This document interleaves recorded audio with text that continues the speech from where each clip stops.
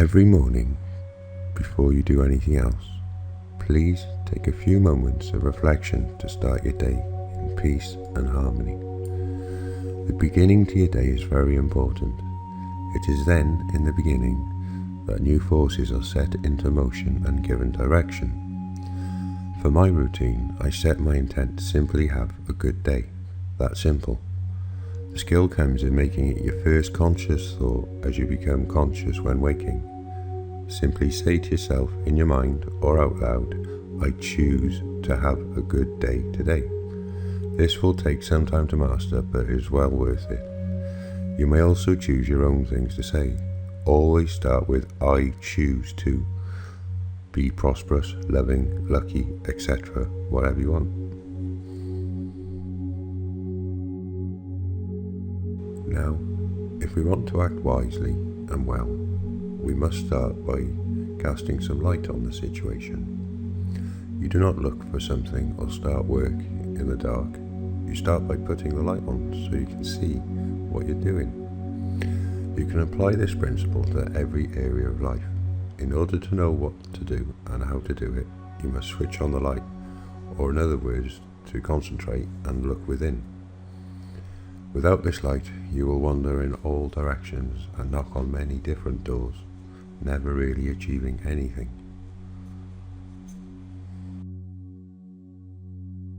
Our days follow the direction that we give to our first thoughts in the morning, depending on if we are mindful or not. We either clear the way ahead or litter it with all kinds of useless and possibly dangerous debris. Disciples of initiatic science know how to start the day so that it may be fruitful and rich in some way. They understand how important it is to begin the day with one fundamental thought around which all other thoughts that day will revolve.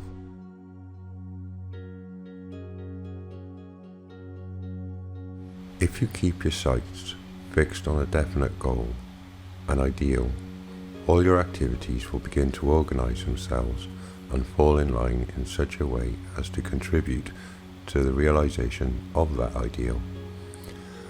Now even any negative or alien thoughts or feelings that attempt to subvert you will be deflected and put at the service of divine will. Even they will be forced to follow the direction you have chosen, thanks to the fundamental thought you had first thing in the morning and placed in your mind and heart. Now your whole day will be recorded in the book of life. Now that you have had this good, prosperous, loving day recorded, it will endeavour to get all the other days that follow it to emulate it. Try to live just one day as well as you possibly can. Therefore, it will influence all your days so as to be well balanced, orderly and harmonious.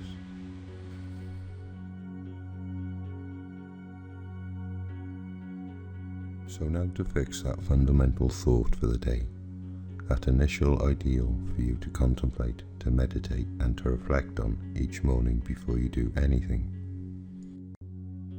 To master our feelings and thoughts, we must begin by watching over our smallest everyday movements. If we do this, we will, little by little, acquire the mental, emotional control that will allow us to master the most powerful of all forces. Maybe you do not see the connection, and that is exactly why you make mistakes. As long as we have not learned to master the smallest details of our daily lives, we can never hope to control anger, contempt, envy, disgust, the desire for vengeance, and so on. Start by paying attention to the way you speak, and you will soon notice that you cannot even master the gestures of your hands. You're wringing them around, scratching yourself, fiddle with the button on your clothes, and so on. So begin by learning to keep your hands still.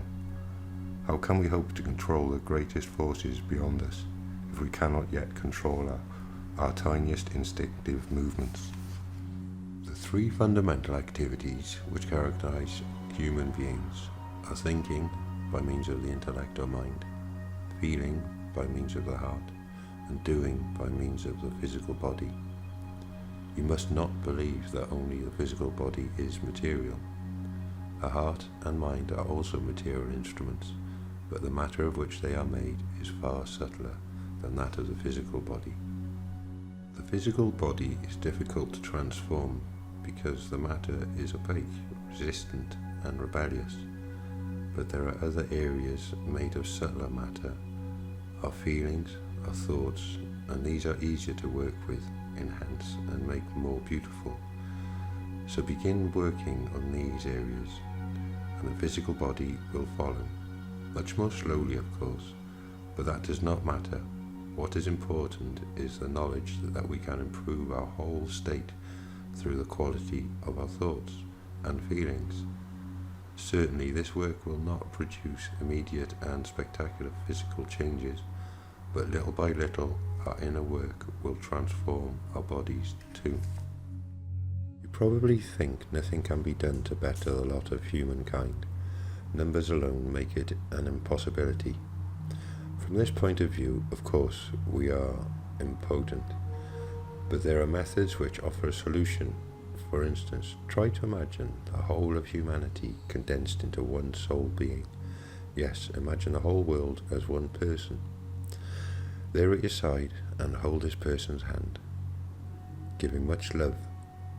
Immediately, little particles of your soul will fly off in all directions in space, and your gesture of love to that imaginary person beside you will reflect on every being in the world, and thus, little by little, their way of thinking and their desires will become generous and noble.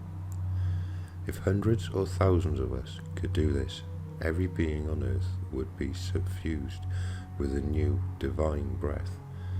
Then, unaware of the reason, the whole world will awaken as if from a dream, totally transformed. The skin, the ears, the eyes, and the nose are all organs that allow us to come into contact with the physical world. If one of these is impaired, we are not able to do our work properly. And what is true for the physical plane is also true on the spiritual plane. If we have not managed to develop the organs we need to make contact with the spiritual world, we have no means of getting to know it. And thus is the case for most human beings. They have not yet developed those necessary organs, and that is why they are content to say, if I don't feel it, it doesn't exist. This despite the fact that regular scientific devices have made clear for a long time now that there are innumerable sound and light vibrations both within and beyond our capacity to perceive them. People's perceptions are therefore limited, but their reasoning is even more limited. The time has come, therefore, for them at least to recognize their limitations, because to deny the existence of what cannot be heard with their physical ears or seen with their eyes can only hold back their evolution. You may often think, why does the invisible world not give us prior warning of the trials we will have to endure? Well, it is because when we are faced with an unexpected situation, we are forced to go deeper within ourselves and make a greater effort. You will all have to face such trials, you will be glad to hear. In the ancient initiations, those who had to walk across fire were in fact really walking across an artificial fire, but they did not know that. They thought the fire was real. If they were frightened, they drew back. It showed that they were not worthy of initiation, and so were sent away. Those, however, who were bold, daring, and full of faith, walked across the fire and subsequently discovered that it was only an illusion. You could say that all the trials of life are illusionary, because we tackle them, we think, how awful, I am going to suffer dreadfully, but if we are able to handle them correctly, we must admit that in reality it was not so difficult after all. There is no better cure for fear than love. If you love, fear disappears. Knowledge can also be a cure, but it is not as effective as love, because fear is an instinct and knowledge is not. Instinct can be vanquished or dominated neither by reason nor knowledge, nor explanation. It can, however, be vanquished or dominated by another instinct. Reason may sometimes appease fear, but the result is neither long-lasting nor certain. Touch someone's heart, however, and he will do anything for you. If a young woman sees a stranger in danger, she may hesitate to save him, but if her loved one is in danger, she will be ready to do anything. The disciple should therefore increase the love within himself in order to vanquish fear. What is interesting about initiatic science is that there is no hope of ever reaching the end. Yes, it is wonderfully exhilarating to realize that this is a journey which continues without end. Of course, this has the opposite effect on some people. If it takes that long, I'm giving up, they mutter, and look for a goal they can attain within a few years. They achieve this goal and they are content.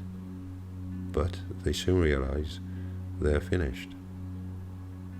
And they are, because they undertook something that is finite. Only those who understand the need to launch into what is above and beyond time and space, into boundless immensity, will be able to dwell in infinity, in eternity. So do not take refuge in what is accessible and limited. Embrace infinity, and your joy will also be infinite. This will bring you endless happiness, light, strength, and the blossoming of your whole being. 2 is the number of initiation. The most profound, complex, and dangerous questions are contained within the 2. Because this number holds the key to all division and separation. But division may also produce a third factor. The germination of a seed is an obvious example. If a grain of wheat is to germinate, it must divide. Before sprouting, the seed is 1. When sown, it becomes 2. Then follows 3. The embryo pushes out, drawing nourishment from the 2 halves of the seed. The 2 principles feed the third element, so it can grow. Therefore, within the seed, there is first of all division, then fermentation, and then the seed itself begins to disappear and dies. This death plays its part not only in nature, but also in our inner life. Thanks to this death, we awaken to a new life. Jesus said, "Unless a grain of wheat falls into the earth and dies, it remains just a single grain. But if it dies, it bears much fruit."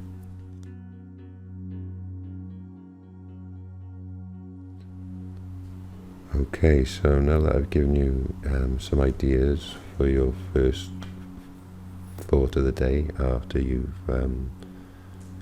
said to yourself your first waking conscious thought, I choose to have a good day or whatever, you have a think about these ideas throughout your day. Okay, I would suggest just choosing one of these per day to dwell upon, think of throughout your day. You can always come back to this video another day and choose another one. Okay, well, I hope you enjoyed the video, and I'll see you soon. Love you all. Take care now. Bye.